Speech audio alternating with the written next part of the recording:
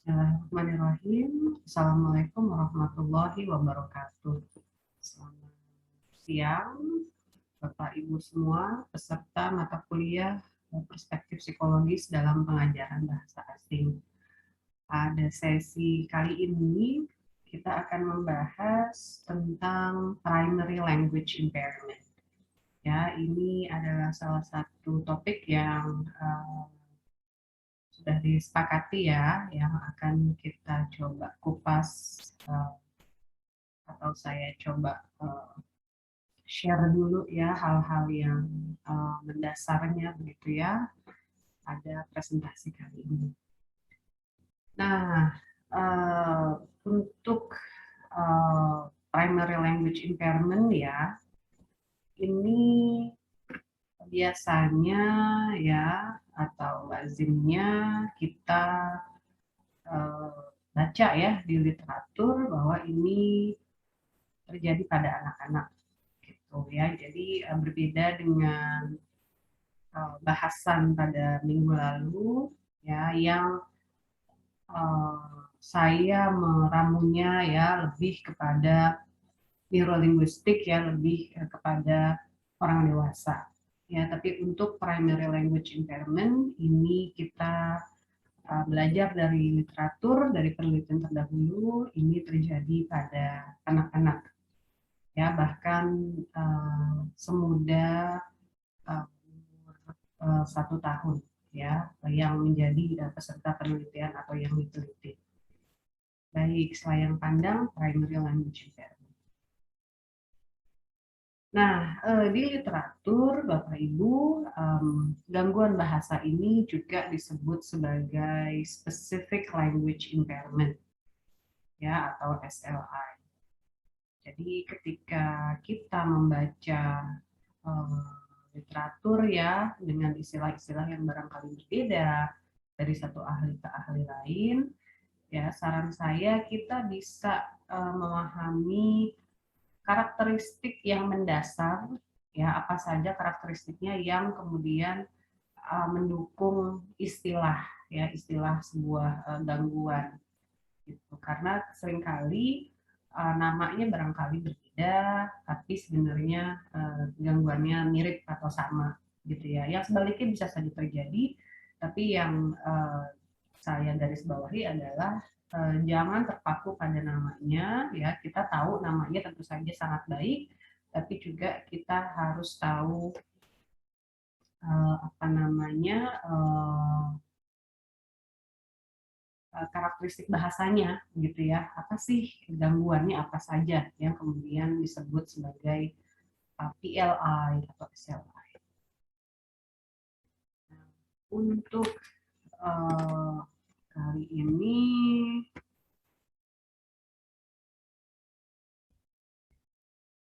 ya tujuan saya adalah sebagai pengantar ya, jadi selayang pandang tadi sebagai pengantar, dasar-dasarnya dulu saja yang saya ambil dari buku tulisan Vicky Reed ya, An Introduction to Children with Language Disorders, terutama di bab 3 Toddlers and Preschoolers with Specific Language Impairment, yang kemudian saya tambah ya dengan pengalaman saya dengan tujuan sebagai awareness raising ya, kita membuat penyadaran ya bagi semua pemangku kepentingan ya. Jadi tidak hanya kita sebagai guru ya, sebagai pendidik, tapi juga orang tua, ayah dan ibu dan semua orang ya yang terlibat ya dalam membantu atau mendampingi anak-anak dengan PLI atau SLI. Ya, selanjutnya ini adalah definisi yang diberikan oleh Hadley dan Short ya tahun 2005. SLI adalah suatu kondisi yang dicirikan oleh kesulitan ekstrim dalam pemerolehan bahasa dengan perkembangan yang lazim di bidang-bidang lain. Ya, jadi kesulitan ekstrim hanya di pemerolehan bahasa. Ya, dan dengan ini ya kita mendapat ruang lingkup bahwa SLI lazimnya ya adalah terkait dengan bahasa lisan, ya spoken language, ya kita tidak bicara menulis atau membaca, ya tapi bicara, ya speech, spoken language. Kemudian ini definisi dari Leonard, ya jadi anak-anak dengan SLI ini tidak mengalami gangguan pendengaran, tidak mempunyai tes atau skor tes kecerdasan nonverbal yang rendah, tidak ada kerusakan neurologis gitu ya, tapi mereka menunjukkan kesulitan yang signifikan dalam kemampuan bahasa. Nah, Leonard mengatakan bahwa ini adalah misteri gitu ya, karena banyak tulisan yang menyatakan semua anak itu belajar bahasa dengan cepat dan mudah. Nah, tapi untuk anak-anak ini tidak, ya belajar bahasa atau memperoleh bahasa tidak mudah dan tidak cepat. Ya, ini dari Leonard tahun 98 definisinya. Nah, sebenarnya siapa sih anak-anak ini gitu ya? Bagaimana kita bisa mengidentifikasi anak-anak dengan PLI atau SLI? Nah, di sini ada beberapa katakanlah variasi begitu ya dalam identifikasi yang dapat kita lakukan atau sudah dilakukan oleh para profesional terkait, dan ini tidak harus hanya satu gitu ya, bisa dikombinasikan ya tergantung kebutuhan ya. Kita bisa lihat di bukunya ya untuk diskusi yang lebih mendetail. Nah, yang pertama adalah identifikasi dengan melihat usia mental, usia kronologis, dan usia bahasa. Jadi usia mental ini kalau anak yang berkembang dengan lazim biasanya usia mental sejalan dengan usia kronologis dan sejalan dengan usia bahasa. Ya, tapi pada anak-anak dengan gangguan ya bisa terjadi bahwa usia kronologisnya lebih tua daripada usia bahasanya, atau usia mentalnya lebih tinggi daripada usia bahasanya. Nah, ketika usia bahasa ini tertinggal, gitu ya, kita mengatakan bahwa ada indikasi specific language impairment. Nah, namun demikian, sebetulnya usia ini ya, usia mental, usia kronologis, dan usia bahasa, ini sebenarnya hubungannya seperti apa sih, gitu ya? Apakah kita sebetulnya bisa mengatakan ketika usia bahasa itu misalnya lebih kecil daripada usia kronologis itu selalu ada masalah, gitu ya. Jadi masih ada banyak pertanyaan ya untuk apa namanya mempertanyakan apakah perbandingan ini sebetulnya valid untuk dilakukan. Ya, tapi ini sudah dipraktikkan ya Bapak Ibu ya, membandingkan usia-usia ini dan ketika usia bahasa tertinggal, nah ada indikasi gangguan bahasa. Nah, variasi yang kedua dalam identifikasi adalah variasi yang menggunakan data ya berbasis pengetesan ya berbasis statistik.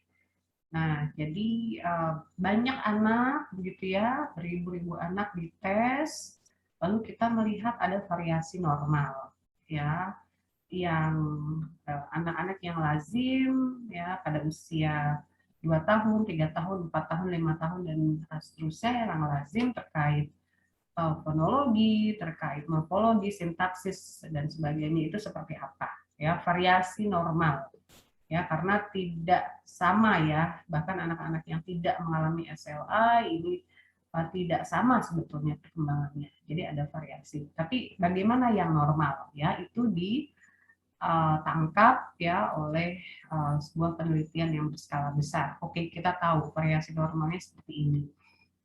Lalu distribusi normal ya, yang mungkin ada yang sedikit belakangan, ada yang sedikit duluan, gitu ya. Ada distribusi seperti itu, tapi masih dalam rentang normal. Kita melihat itu, ya distribusi normalnya seperti apa. Nah, ketika kemudian ada anak-anak yang tertinggalnya itu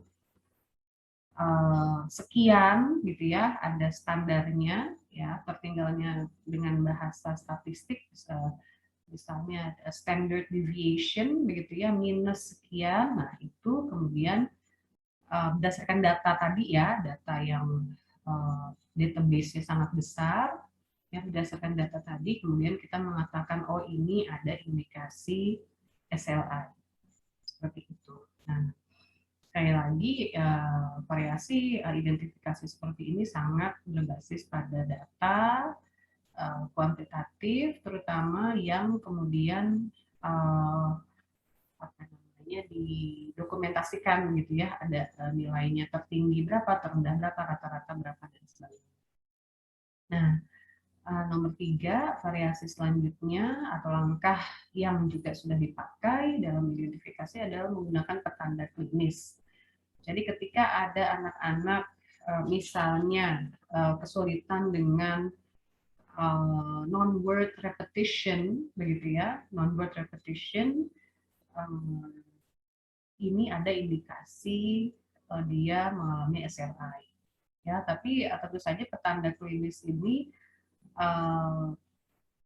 to some extent ya Bapak Ibu ya juga sangat terkait dengan tes gitu, karena pada usia berapa misalnya anak-anak masih mengalami atau masih berkembang morfologinya atau sintaksisnya misalnya. Jadi kita juga harus punya data itu. Jadi ketika ada anak yang belum menguasai pada usia yang lazim ya, itu kan bukan SLI gitu ya. Tapi pada usia yang lebih tua dia belum menguasai misalnya agreement gitu ya pada bahasa Inggris. Nah, ini kita kita curiga ya bahwa ada sesuatu dengan anak ini. Nah, selanjutnya untuk identifikasi Bapak Ibu, ada ahli-ahli yang mengatakan bahwa performa bahasa anak itu seringkali tergantung pada waktu, tergantung pada konteks gitu ya, tergantung pada banyak hal. Nah, ketika kemudian apa namanya konteksnya itu misalnya mudah gitu ya, dia mungkin bisa aja bicara ya, bicara dengan lancar gitu. Tapi sebetulnya ada sesuatu nih di anak ini gitu ya, kita yakin sebetulnya ada sesuatu. Nah, bagaimana kemudian untuk memunculkan ya, untuk menunjukkan bahwa memang ada sesuatu. Nah, kita para ahli ya yang melakukan identifikasi ini kemudian men-set up sebuah kondisi, sebuah konteks di mana anak harus bicara sebetulnya sesuai dengan lazimnya gitu ya untuk anak-anak pada umumnya, tapi ini di luar mungkin konteks yang sudah dia hafal, konteks yang dia sudah biasa, sehingga betul-betul mengetes bahasanya gitu ya, mengetes performa bahasanya. Nah, ketika kemudian ada sesuatu di situ ya, kan rata-rata anak bisa protes misalnya, bisa menggunakan bentuk-bentuk apa akhiran atau imbuhan yang menunjukkan fungsi sesuatu gitu ya, fungsi X. Nah, kenapa anak ini kesulitan gitu ya, dia tidak bisa mengeluarkan apa namanya bentuk-bentuk yang lazimnya sudah bisa diucapkan seperti itu. Nah, jadi di sini apa namanya ada semacam eksperimen gitu ya, ada semacam manipulasi untuk dapat memunculkan kemampuan anak yang sebetulnya seperti apa gitu ya, yang bisa kemudian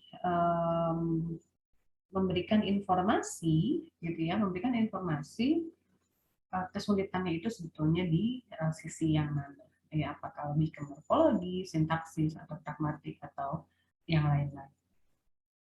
Nah, selanjutnya untuk identifikasi ya Bapak Ibu, ada yang selanjutnya dilakukan adalah kita melihat ya, kita melihat faktor-faktor resiko. Ya, kita melihat misalnya apakah ada keluarga yang sudah mengalami atau pernah mengalami gangguan bahasa, ya, misalnya telat bicara atau tidak baik struktur kalimatnya, gitu ya, ketika bicara kata-katanya terbalik-balik urutannya sehingga membuat makna menjadi tidak jelas, gitu ya. Kita bisa melihat faktor-faktor resiko seperti itu yang kemudian apa namanya yang kemudian bisa kita gunakan ya sebagai alat untuk mengidentifikasi bahwa anak ini mempunyai potensi atau bahkan sudah jelas mengalami primary language impairment atau specific language impairment.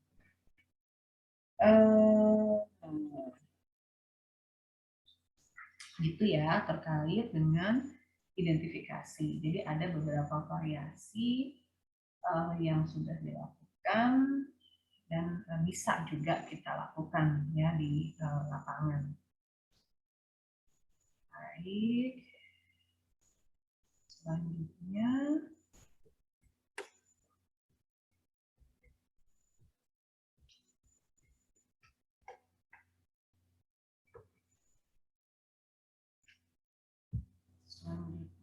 adalah ini lebih kepada bahasanya ya Bapak Ibu ya. Jadi kalau kita bilang SLA ini apa dalemannya gitu ya, apa sih sebetulnya yang terjadi. Nah, satu hal yang perlu kita perhatikan ya, poin pertama di sini, ketika kita menyebut primary language impairment atau specific language impairment, ini sebetulnya adalah delay atau disorder atau impairment gitu ya. Jadi ketika kita mengatakan delay, ini urutannya sama gitu ya, ini yang berkembang dengan lazim, nantinya akan sampai kepada titik yang sama gitu ya, kepada kemampuan yang sama, tapi anak ini memerlukan waktu yang lebih lama begitu ya untuk menguasai. Nah, itu delay. Nah, di sisi lain ketika kita mengatakan bahwa ini disorder atau impairment, kita kita harus memastikan bahwa memang ada yang misalnya ada yang tidak dikuasai, gitu ya. Pada akhirnya si anak ini tidak menguasai imbuhan apa gitu ya. Ada yang tidak sama, ada yang tidak dikuasai. Atau ada urutan yang terbalik misalnya. Dan urutan itu tidak terjadi pada perkembangan bahasa yang lazim gitu. Nah, atau ada misalnya apa namanya bentukan-bentukan ya atau unit-unit bahasa yang misalnya lain, baru begitu ya, berbeda yang tidak ditemukan di speech anak-anak yang berkembang dengan lazim begitu. Nah, itu berarti ada disorder atau impairment. Ini harus kita bedakan karena ada implikasi-implikasi yang akan mengikuti begitu. Ya, jadi specific language impairment ya agak ini sih ya di literatur dikatakan di buku kita. Jadi ada ada ada beberapa apa ya semacam perbedaan ya di di bahasan-bahasan yang sudah ada di literatur yang bisa atau harus kita hati-hati ya ketika kita membaca. Baik, tapi pada akhirnya ya kita bertujuan ya ketika kita melakukan intervensi ya, kita bertujuan bagaimana supaya anak ini bisa berfungsi pada konteks-konteks yang membutuhkan bahasa. Ya, jadi barangkali tidak tidak apa ya, ideal harus begini harus begitu, tapi kita melihat kebutuhan yang bersangkutan kira-kira untuk sekolah, untuk membaca, untuk mungkin bercerita, dia harus mempunyai kemampuan-kemampuan yang seperti apa. Baik. Nah, jadi ada delay ya pada beberapa anak, pada anak-anak yang lain bisa terjadi disorder atau impairment. Lalu terkait dengan penyebab ini saya akan ada di slide selanjutnya ya. Apa sih yang menyebabkan SLI? Juga ada di satu slide yang lain ya Bapak Ibu adalah prevalensi. Prevalensi itu adalah berapa persen gitu ya, berapa persen dari anak-anak pada usia tertentu mengalami SLI gitu ya. Jadi kita tidak bisa secara umum mengatakan anak-anak gitu, karena kita tahu perkembangan bahasa misalnya dari usia 2 menuju 3 ya, itu berbeda dari perkembangan bahasa 3 menuju 4 misalnya ya, usia begitu. Nah, jadi prevalensi ini harus kemudian dipahami sebagai berapa persen pada usia atau rentang usia yang mana gitu ya pada anak-anak. Nah, kemudian terkait dengan apa itu specific language impairments, ya kita akan melihat sebenarnya bisa nggak sih mereka mengalami perbaikan spontan, begitu ya, tanpa pendampingan, tanpa terapi, tanpa intervensi. Baik, di sini di slide selanjutnya saya membahas mengenai penyebab ya, kita bisa lihat ini sudah disarikan Bapak Ibu. Untuk lebih lengkapnya tentu saja silakan harus melihat ke buku ya dan sumber-sumber yang lain silakan.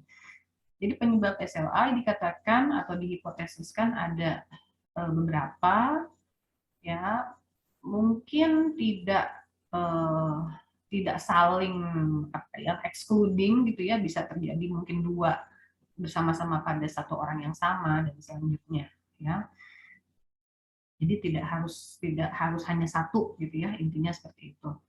Nah, penyebab secara neurologis ya Bapak Ibu katanya ada ya, ada, dan ini juga dilihat dengan alat-alat imaging ya sebagaimana yang sudah kita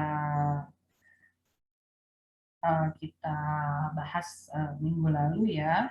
Jadi anak dibawa ke lab gitu ya untuk dilihat pemrosesan pada syarafnya atau pada otaknya. Nah, secara umum kalau kita lihat bukunya ya di halaman 91, di sini dikatakan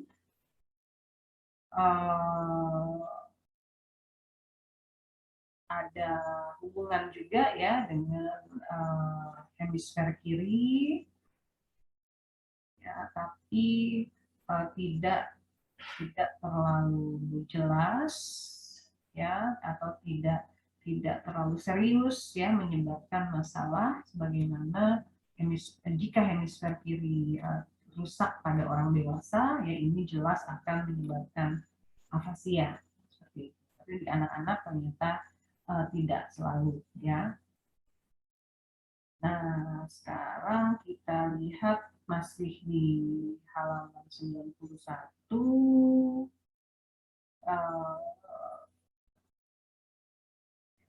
enggak ini ya masih cukup cukup awal ya saya rasa di buku ini dibahasnya, tapi ada satu yang di akhir atau di bawah halaman 91 di sini dikatakan bisa jadi kita bisa mengetes neurologis ini ya terkait dengan genetik ya terkait dengan at risk.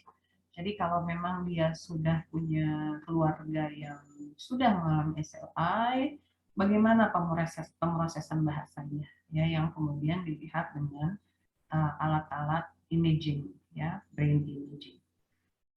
Baik, penyebab SLI secara neurologis ya ini satu cabang atau satu bidang penelitian yang cukup menarik ya. Masih banyak yang perlu kita ketahui ya terkait ini. Lalu ketika anak mengalami kesulitan bahasa, ada yang menghipotesiskan bahwa ini terkait dengan pengetahuan bahasa dan akses ke pengetahuan bahasa. Ya, jadi pengetahuan bahasa itu kan sebetulnya diambil dari apa namanya percakapan sehari-hari ya Bapak Ibu ya. Jadi anak misalnya ketika dia berbahasa Inggris, dia harus tahu ketika ada yesterday berarti kata kerjanya harus dibuat menjadi bentuk lampau misalnya. Itu kan nggak ada yang kasih tahu gitu ya. Dia harus bisa mengekstrak dari lingkungan gitu ya, dari apa yang dia dengar, lalu dia mendapatkan ilmunya ya, lalu ilmu itu dia simpan, dan ketika dia ingin berbicara, dia mengakses ilmu itu. Oh, ada yesterday, ada last year, saya harus bilangnya ate misalnya atau walked begitu ya, ilmunya sudah ada. Lalu ketika dia akan berbicara, dia harus mengakses ilmu itu dan kemudian mengucapkan bentuk-bentuk yang sesuai dengan tata bahasanya.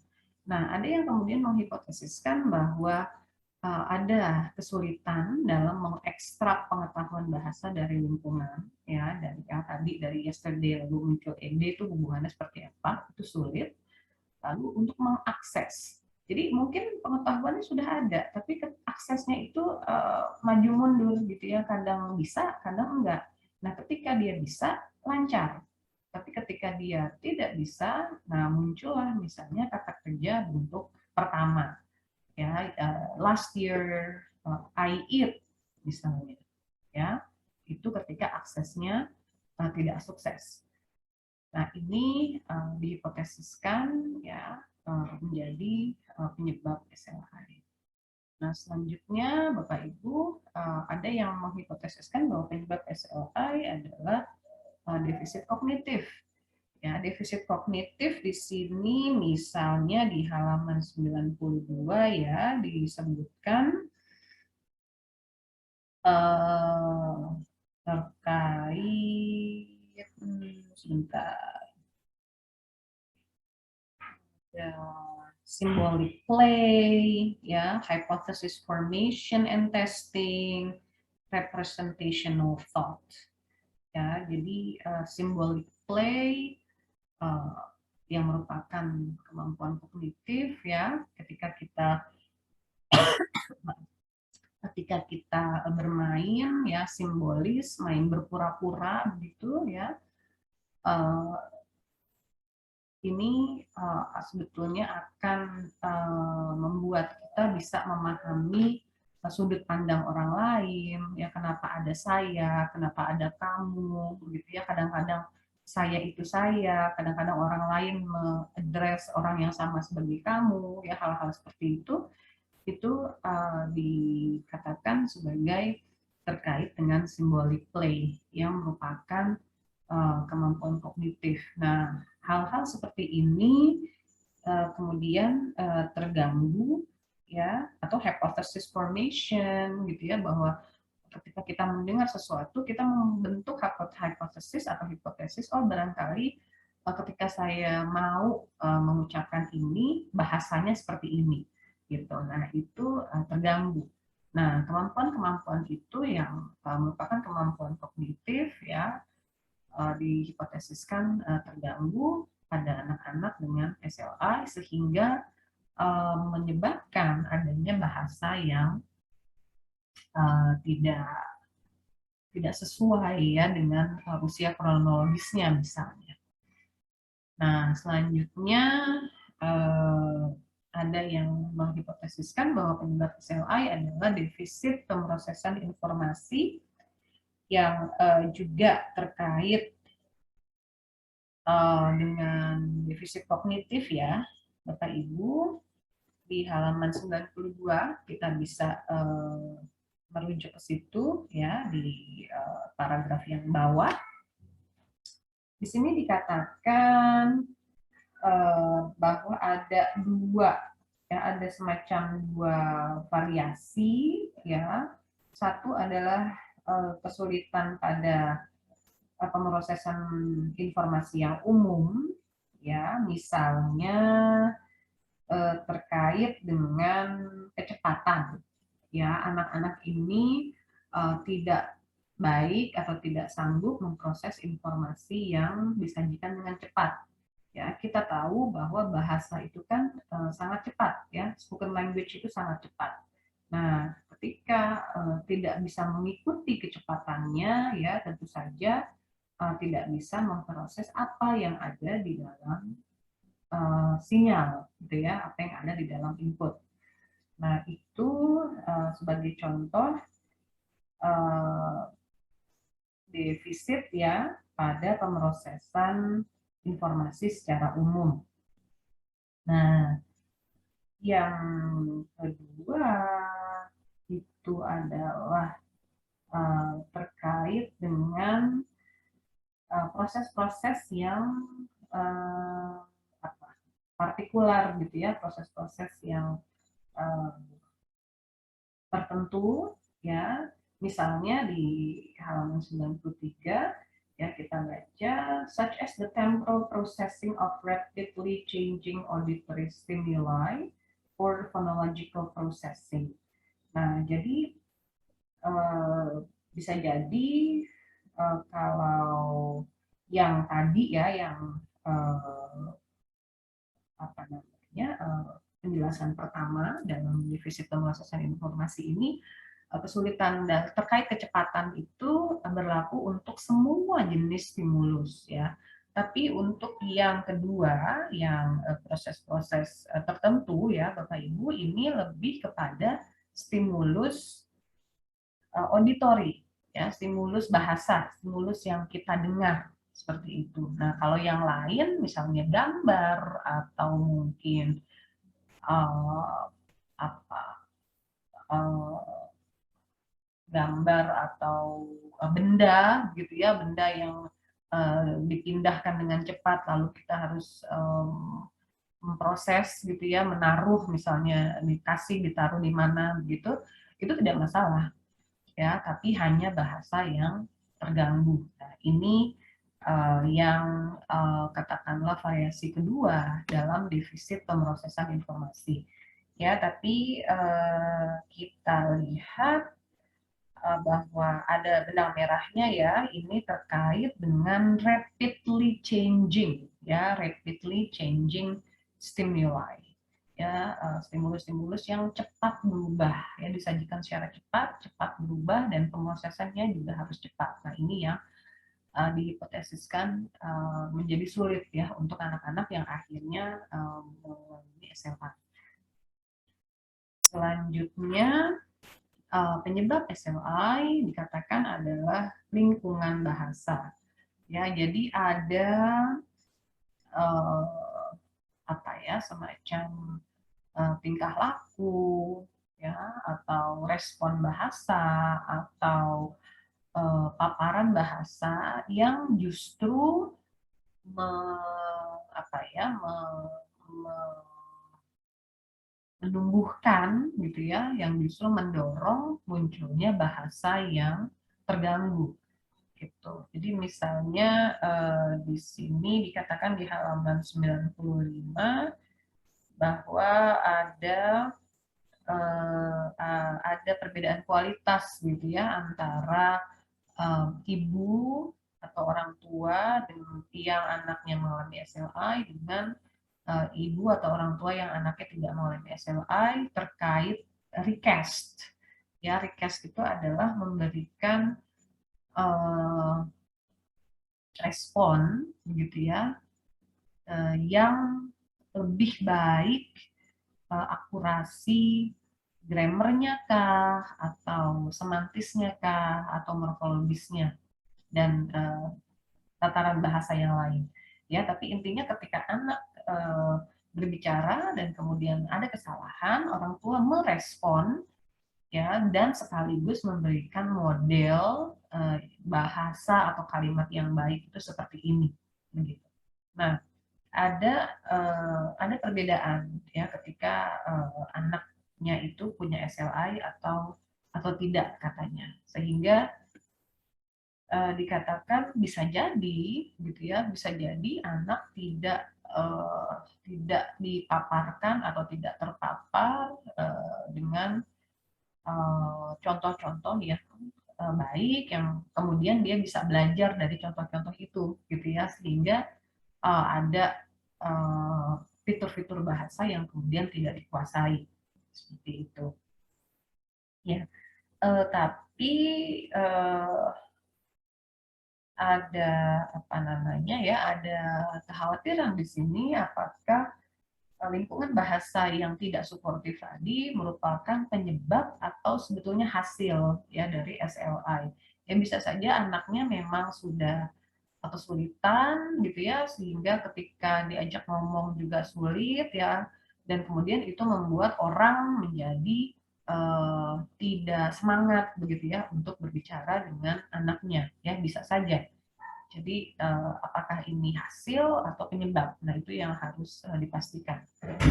Lalu penyebab SLI yang terakhir tadi sudah kita singgung secara singkat ya, adalah genetik, yang di sini sangat terkait dengan apa yang diturunkan begitu ya dari orang tua, dan ini tidak harus orang tua apa namanya betul orang tua kita begitu ya Bapak Ibu ya, tapi bisa mungkin ada dari yang lebih tinggi lagi ya, dari kakek nenek, lalu ada SLI-nya itu di paman misalnya, lalu kita misalnya sebagai orang tua kita tidak mengalami, tapi anak kita kemudian dapat gitu. Jadi bisa apa namanya penurunannya seperti itu.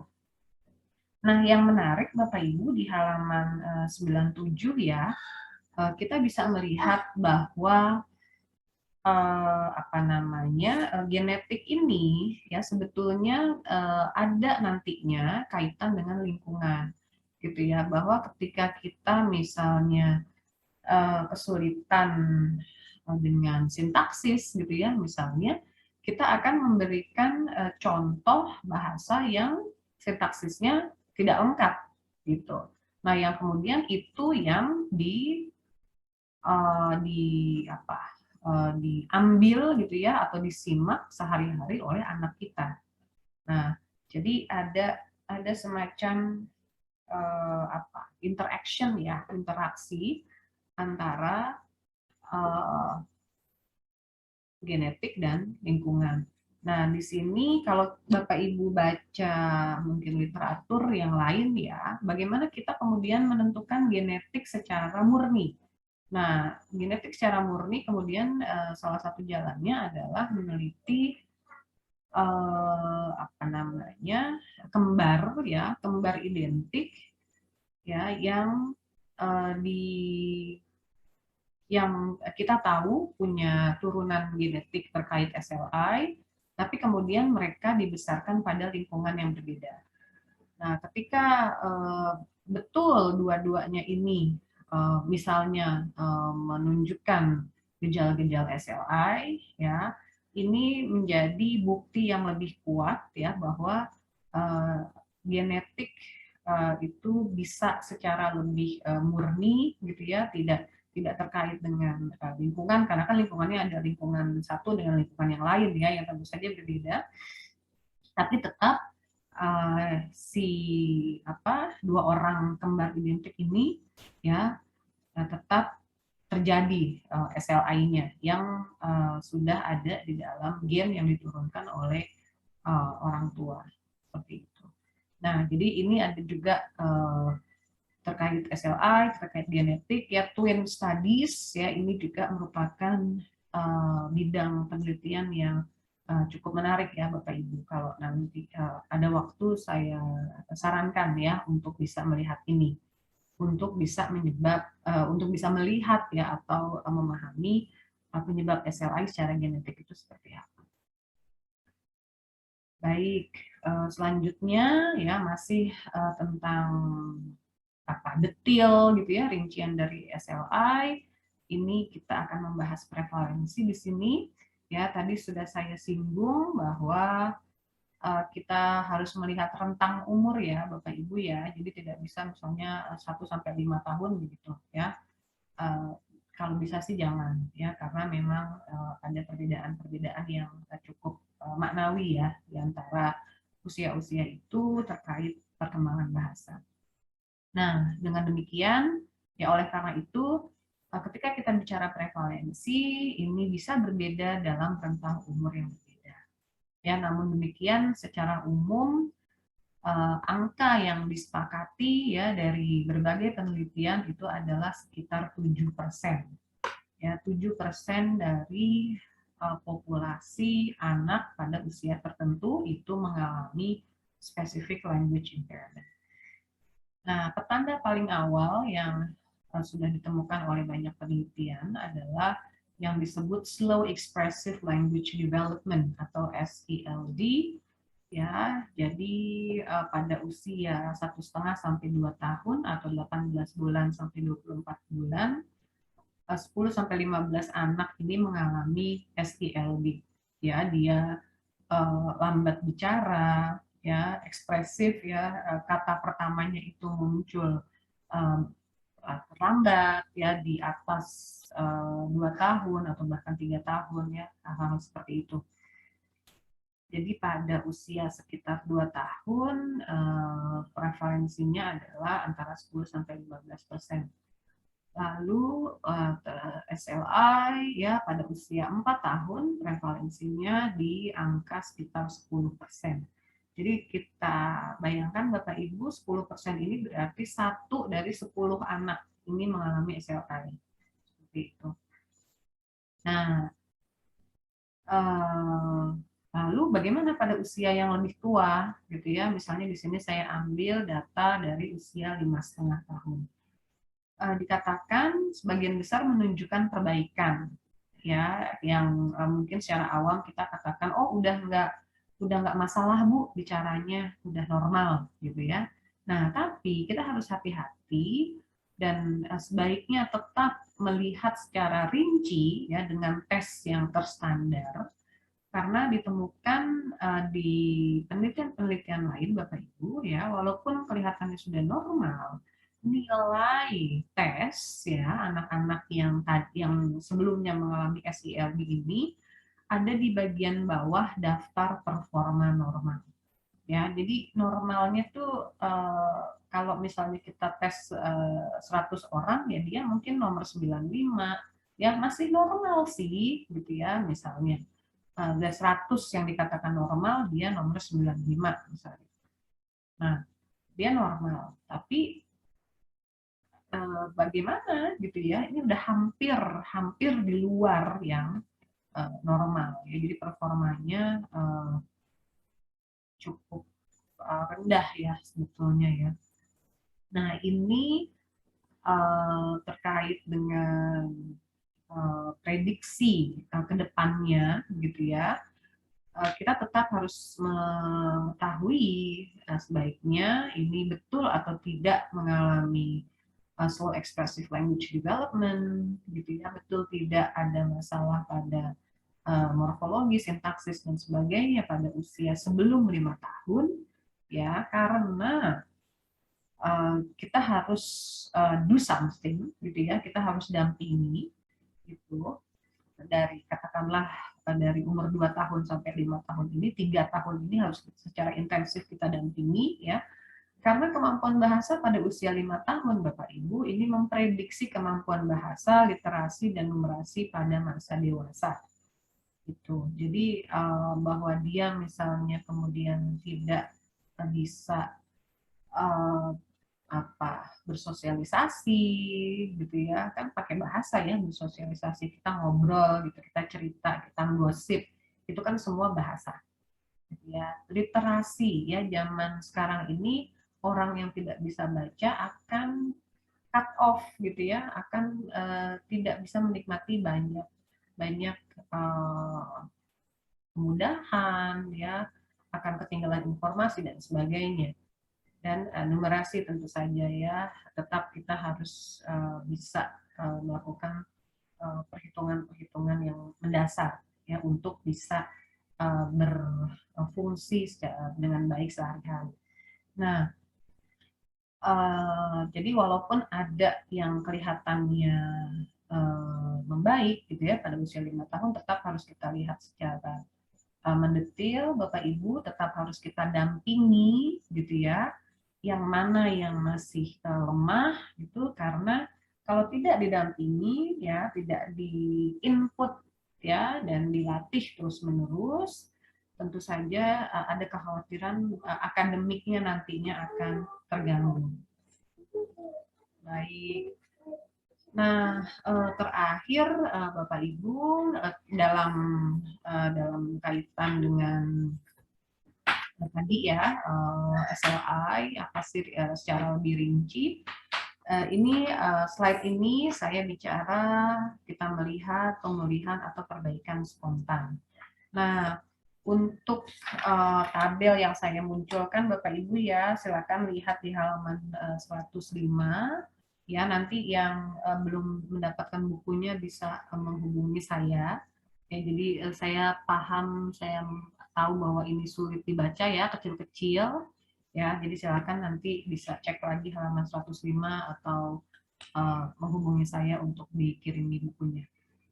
Nah, di sini saya hanya menampilkan untuk menunjukkan bahwa ada banyak faktor ya, banyak nih harusnya, ya banyak faktor yang memprediksi masalah yang terus berlanjut gitu. Yang kalau faktor-faktor di sebelah kiri ini ya, Bapak Ibu ya, banyak faktor ini terus ada, terus berlanjut ya, tentu saja tidak akan terjadi pemulihan atau perbaikan spontan seperti itu. Nah, jadi misalnya ada family history. Ya, jadi kalau ada keluarga yang pernah mengalami telat bicara atau mungkin disleksia gitu ya terkait kesulitan membaca, nah ini kemungkinan masalahnya akan terus berlanjut sampai dewasa. Kemudian terkait dengan tingkat pendidikan gitu ya, tingkat pendidikan ibu dan keluarga yang lebih rendah, ini biasanya memunculkan apa namanya perkembangan kosakata yang lebih rendah begitu ya. Jadi ada kaitan antara edukasi ya pendidikan dengan gangguan bahasa, karena kita sekali lagi memahami bahwa bahasa merupakan sesuatu yang harus dipaparkan gitu ya, harus diadakan oleh lingkungan. Nah, kalau lingkungannya kemudian tidak bisa menyajikan gitu ya dengan cukup dengan baik, ya ada potensi yang sangat besar anak akan mengalami gangguan bahasa. Poin ketiga, Bapak Ibu, atau faktor ketiga adalah terkait intensi komunikasi, ya gestur-gestur simbolik dan gestur-gestur berkaitan dengan permainan. Ya, misalnya ada ada penggunaan ya complementary gesture misalnya. Jadi daripada ya daripada dia ngomong gitu ya, daripada dia bicara, anak ini cenderung menggunakan gestur. Ya, jadi kata itu digantikan oleh gestur ya, oleh gerakan tangan misalnya. Nah, itu merupakan faktor yang memprediksi masalah yang akan terus berlanjut ya, karena ini menunjukkan bahwa ada kesulitan dengan mengungkapkan kata yang dibutuhkan dalam konteks begitu. Nah, selanjutnya terkait babbling dan fonologi ya, anak ada usia di bawah 1 tahun, dia akan melakukan yang namanya babbling ya, Bapak Ibu. Tapi kalau misalnya pada babblingnya itu ya pada 24 bulan itu tidak mengandung atau hanya mengandung konsonan yang sedikit gitu ya, konsonannya sedikit, cuma 5 ya maksimal pada umur 2 tahun konsonan babblingnya itu ya, ketika dia wa wa wa wa papa papa gitu ya, itu konsonannya hanya 5 maksimal, lalu jumlah vokalnya juga terbatas. Nah, ini menunjukkan atau memprediksi masalah yang terus berlanjut ya. Lalu selanjutnya ada socialization and behavior ya, behavior atau tingkah laku seperti apa ya, misalnya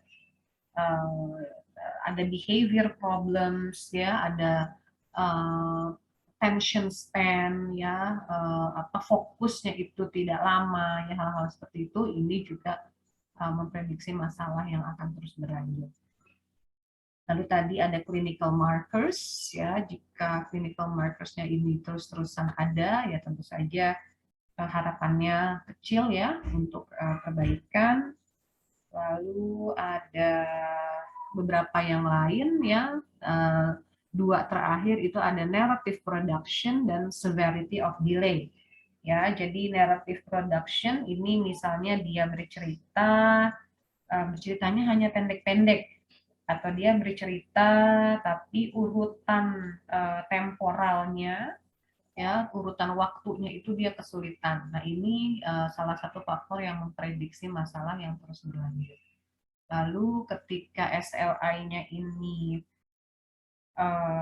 parah gitu ya, severity, keparahan ya, keparahannya tinggi atau parah, lalu vocabulary size-nya itu kecil ya, hanya punya 8 kata pada usia 2 tahun. Nah, ini akan membutuhkan waktu yang lebih lama untuk bisa ada perbaikan atau performa bahasa yang normal. Gitu.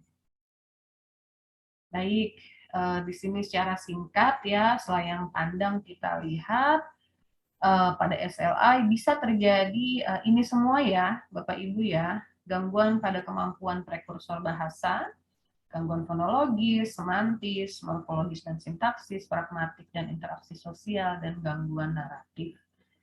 Jadi prekursor bahasa itu misalnya tadi sudah sempat kita singgung, misalnya communicative intent gitu ya. Jadi anak di bawah usia 1 tahun dia belum bisa berbicara ya, belum bisa tolong gendong aku misalnya, dia belum bisa ngomong begitu ya, tapi tangannya sudah mengarah ke orang yang akan menggendong dia atau dia berharap akan digendong oleh orang itu. Nah, tangannya sudah ke arah orang yang bersangkutan, matanya sudah melihat ke arah yang bersangkutan ya. Diajak bicara misalnya, lihat tuh ada bola warnanya hijau misalnya, itu ada joint attention ya, itu juga prekursor bahasa. Nah, ketika joint attention ini bermasalah, ketika communicative intent juga bermasalah gitu ya, nah ini kita curiga ya, kita harus siap-siap dan siap-siap untuk mendampingi ya, terutama karena ada potensi terjadi SLA. Nah, gangguan fonologis saya rasa tidak rumit ya Bapak Ibu ya, gangguan pada artikulasi, gangguan bunyi kata. Lalu gangguan semantis ini bisa terjadi anak memaknai secara berbeda, ada makna yang terlalu mungkin seperti on the surface gitu ya, maknanya tidak mendalam ya, hal-hal seperti itu. Morfologis dan sintaksis, ada gangguan dengan bentuk kata, ya, ada yang ketinggalan imbuhannya, gitu ya, ada sintaksis juga mungkin urutan kata yang terganggu, ya, untuk makna-makna yang ingin disampaikan, ya, sehingga kita tidak jelas sebenarnya ini maunya apa, gitu. Lalu gangguan pragmatik dan interaksi sosial, di sini misalnya ada contoh-contoh ya Bapak Ibu ya. Oh ya, maaf, yang morfologis juga ada ya, banyak, bisa dicek di halaman 112 ya, ada tabel di situ, sangat informatif. Lalu pragmatik dan interaksi sosial, Bapak Ibu bisa melihat di halaman 115 ya. Misalnya gangguan-gangguan pada fungsi dan niat ya, misalnya tidak banyak berkomentar gitu ya, ketika perlu berkomentar dia tidak berkomentar, ketika dia perlu memulai percakapan ya di bagian selanjutnya conversation and discourse, ketika dia harusnya memulai percakapan dengan metode yang seperti apa, dia mungkin tidak menginisiasi percakapan atau menginisiasi percakapan tapi dengan cara yang salah gitu ya, atau waktunya yang salah, harusnya dia tidak bicara tapi dia bicara, harusnya dia bicara dia tidak bicara, seperti itu. Nah, itu gangguan pada pragmatik dan interaksi sosial ya. Sekali lagi bisa dilihat di halaman 115 dan ada sedikit di 116 ya.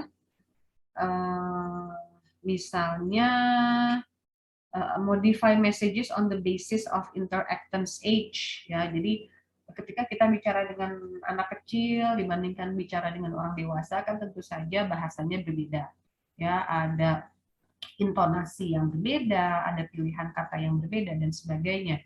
Jadi ketika ada kegagalan di situ ya untuk modify messages on the basis of age gitu ya, nah itu ada tanda ya, ada gejala bahwa terjadi gangguan pragmatik. Terakhir di halaman 119 Bapak Ibu ya, ini ada gangguan pada naratif ya.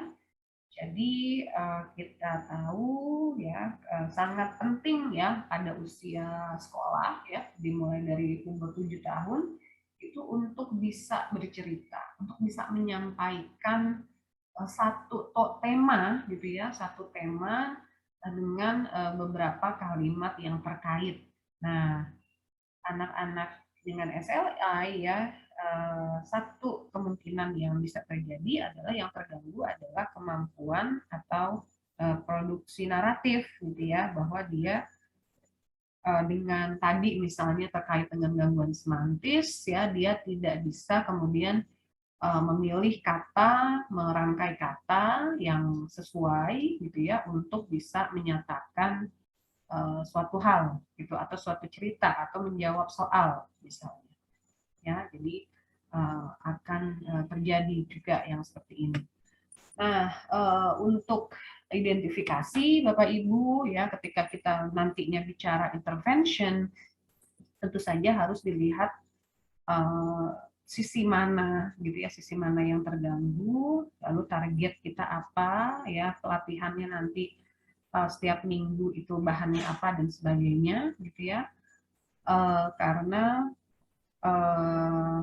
apa namanya, bisa jadi misalnya kita melakukan treatment pada semantik, nanti naratifnya akan benefit juga gitu ya, akan jadi lebih bagus juga ya hal-hal seperti itu. Tapi justru kalau semantiknya misalnya tidak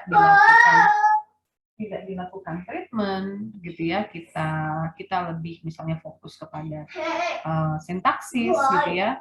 Nah, naratifnya itu bisa kemudian tidak tertangani gitu ya. Jadi banyak hal ya yang perlu dicek ya, yang perlu dipastikan, perlu dipantau juga ya dalam perjalanan intervensi untuk kemudian apa ya, mencapai tujuan-tujuan dari intervensinya begitu ya, dari berbagai kemungkinan gangguan yang bisa terjadi pada SLI atau PLI ya, primary language impairment. Ini pentingnya cross linguistic data ya Bapak Ibu ya. Jadi cross linguistic ini saya tidak bermaksud hanya bahasa Indonesia dengan bahasa asing ya, tapi sebagai linguis saya rasa kita juga perlu tahu data dari bahasa daerah ya, karena di Indonesia terutama bahasa Indonesia itu adalah bahasa kedua atau bahkan bahasa ketiga, ya, dengan bahasa pertama itu adalah bahasa daerah, seperti itu. Jadi cross linguistic data. Bisa bahasa asing, bisa bahasa daerah, gitu ya, bisa barangkali dialek, gitu ya. Mungkin sama nih bahasa Jawa, tapi yang di sekolah dia dialek yang Jogja misalnya, di rumah dia dialek yang lebih ke eh, Tegal, itu Banyumasan. Nah, itu juga cross linguistik ya, kita harus tahu dalam mendeskripsikan SLI ya, dan kemudian mencari penyebabnya dan sebagainya. Dan sebagai pendidik ya, pada akhirnya kita berusaha untuk mendampingi anak atau siswa kita gitu. Ini sangat penting.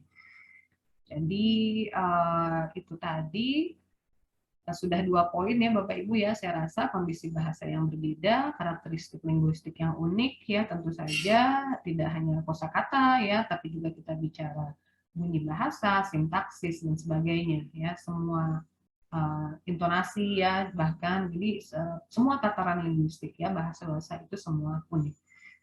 Nah, yang juga menarik saya rasa ketika kita membaca literatur dari Barat ya, di sana misalnya secara klinis mereka sudah baik gitu ya, sudah ada sistem yang jelas, sudah bisa dari lahir misalnya dilakukan pengetesan siapa yang berpotensi mengalami gangguan atau kesulitan seperti apa. Nah, tapi di Indonesia kan kita belum gitu ya, kita belum ke arah situ. Jadi saya rasa cross linguistic data juga sangat kita perlukan dalam konteks kita ingin membangun gitu ya, kita ingin membangun sistem klinis, sistem edukasional, sistem sosial yang suportif ya untuk anak-anak kita yang mengalami specific language impairment. Jadi saya rasa ini sudah slide terakhir saya ya Bapak Ibu. Awareness atau kesadaran ya untuk intervensi.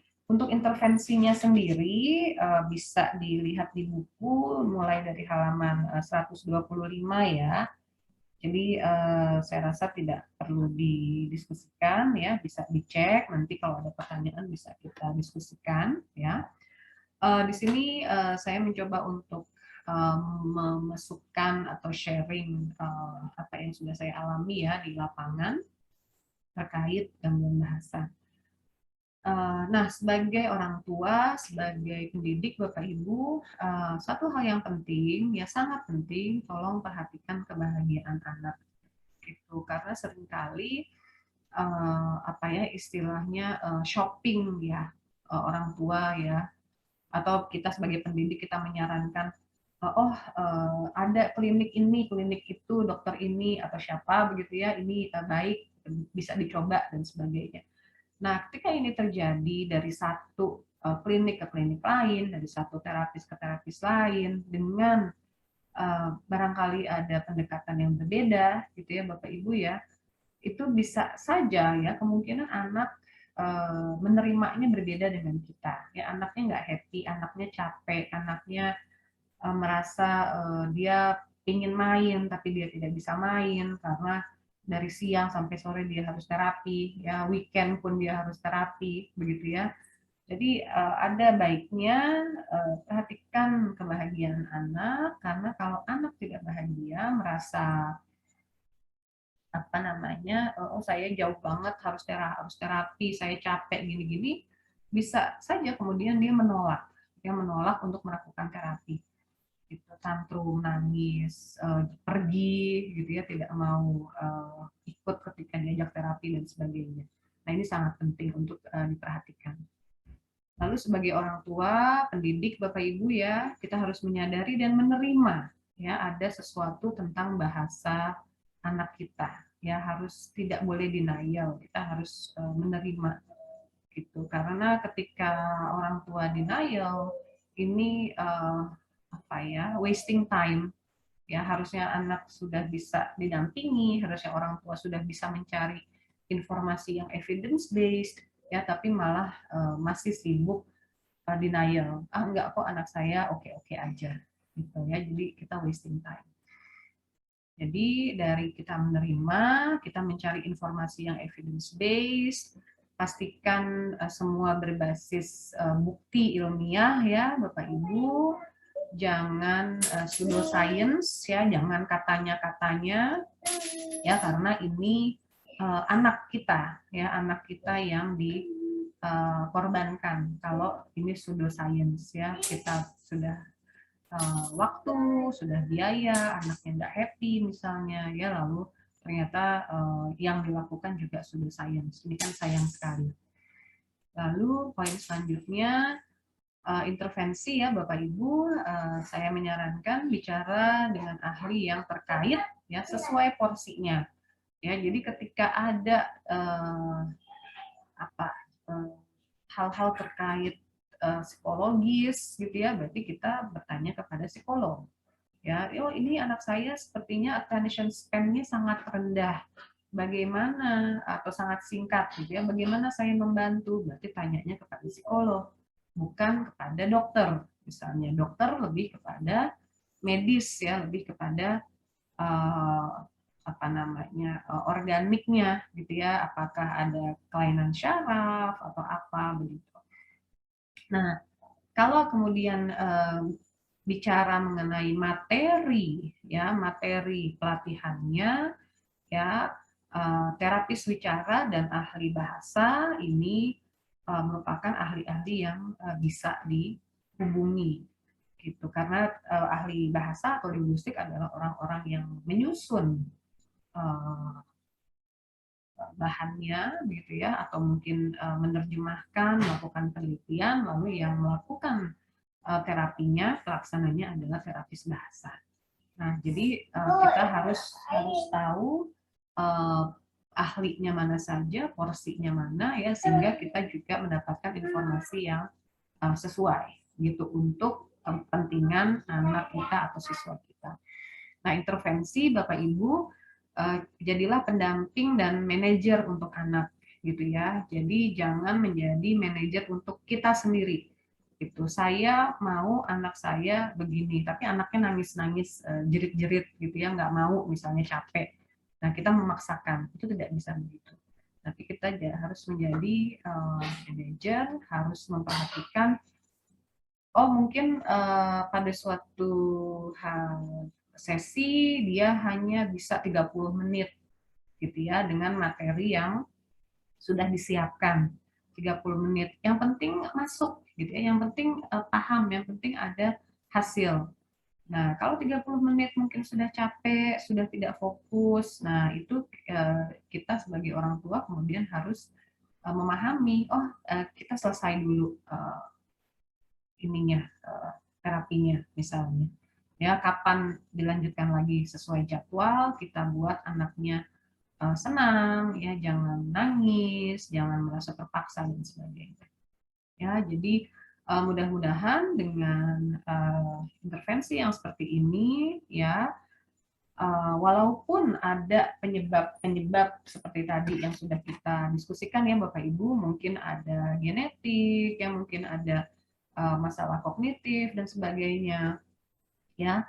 Mudah-mudahan dengan intervensi yang sesuai ya, baik materi maupun cara ya, maupun nanti bagaimana ini dievaluasi dan sebagainya ya, mudah-mudahan SLI-nya akan menurun efeknya gitu ya, akan tidak terlalu parah efeknya, sehingga anak misalnya dapat sekolah dengan baik, dapat lulus sekolah, dapat bersosialisasi dengan baik dan sebagainya. Baik, saya rasa itu dulu Bapak Ibu untuk presentasi saya kali ini ya. Selayang pandang primary language impairment, saya welcome pertanyaan-pertanyaan di sesi kali ini. Ya, terima kasih.